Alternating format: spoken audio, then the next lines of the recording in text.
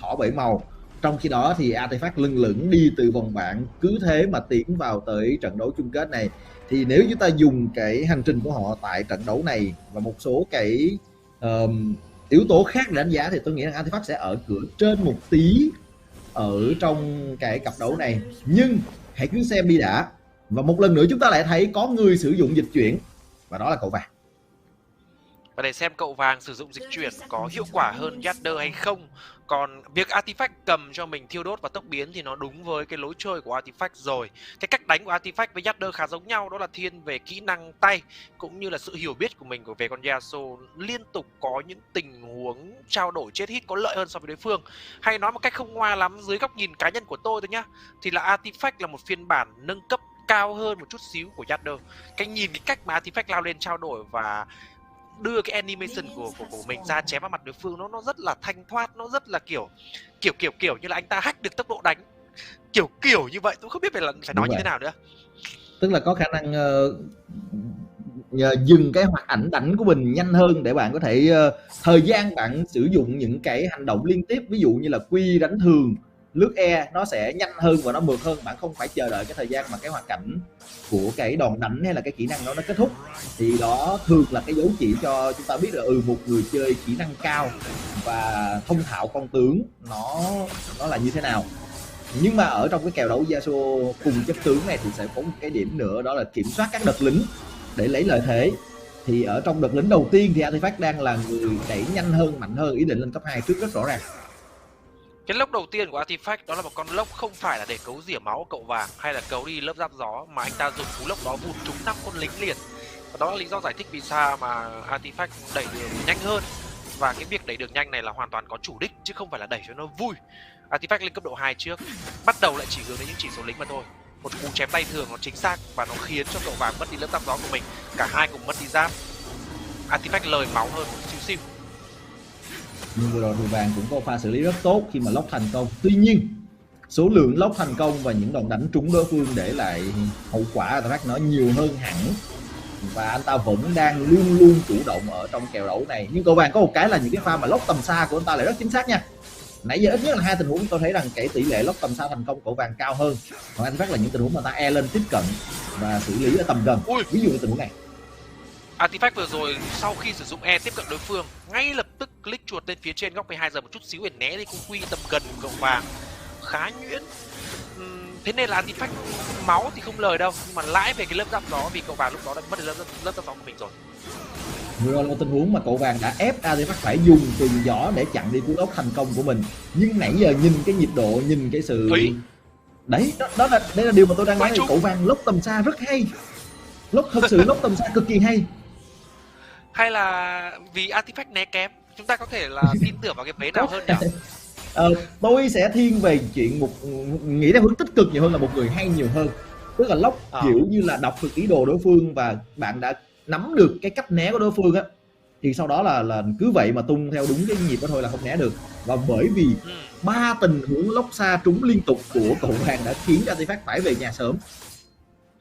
Cái việc về nhà sớm này nó không nằm ở vấn đề máu mất đâu, mà cái việc về nhà sớm này hình như là Artifact đã tính toán lượng tiền cũng như là lượng đồ mình mua cũng như là thế lính, và anh ta đưa ra được cái quyết định bấm B về nhà.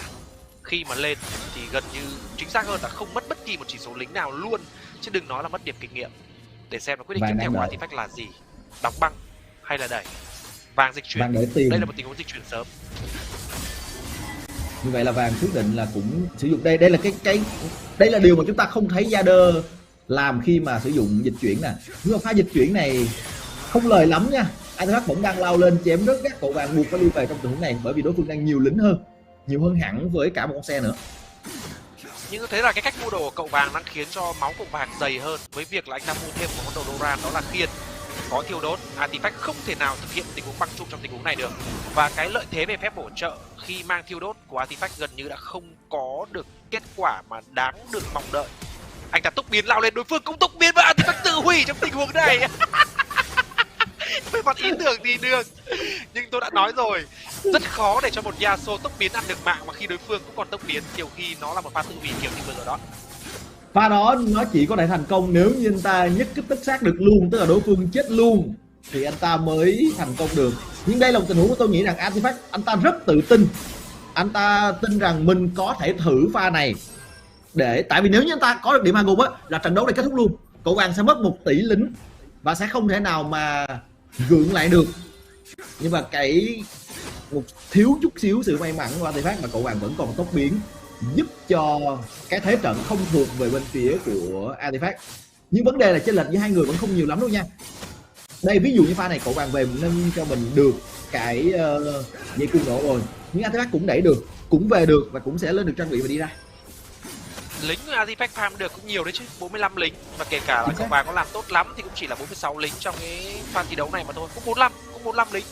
Hai người là ngang nhau. Cách lên đồ thì do cái việc mà Artifact không chủ động được một cục tiền to nên anh ta buộc phải lên những cái mảnh rất nhỏ của giày cùng nộ và có thêm những con dao găm đi lẻ nữa. Và có một điều thú vị đó là về nhà vừa rồi thì Artifact không dùng 150 vàng để mua 3 bình máu đỏ, mà anh ta lại dùng 150 vàng để mua bình thuốc, tức là Artifact còn về nhà nữa à? Tôi tính là tới anh ta cho tính đủ khi nào mà cầm được cho mình đủ tiền để nâng cấp về cùng nộ sẽ về luôn, thì sau đó anh ta có thể hướng tới nâng cấp song kiếm. Thực ra thì chênh lệch về trang bị của hai người tôi nghĩ là không đủ nhiều để cậu vàng có thể tự tin bằng kiểu là đánh thế nào cũng được ở trong tình huống đối đầu này với Artifact. Nhưng có một cái mà nãy giờ cậu vàng sẽ có được lợi thế, đó là điểm kinh nghiệm.